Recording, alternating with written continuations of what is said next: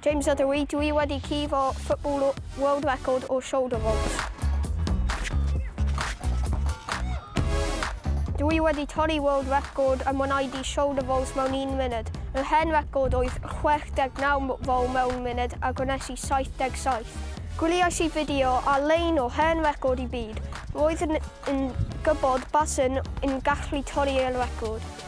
Roedd rhaid I fi ymarfer gwneud I rolls yn gyflymach I dorri'r record. Wedyn ces I chance I drio dorri'r record yn stadiwm Dinas Caerdydd.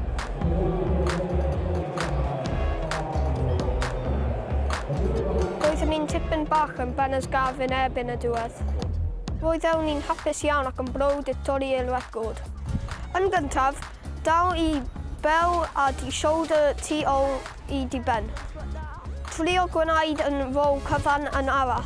Wedyn, trio mynd yn gyflymach.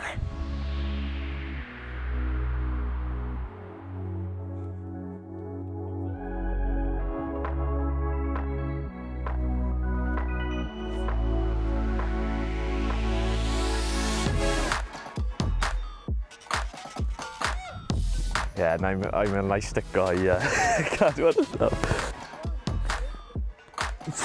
Mae'n anoddach na mae'n edrych.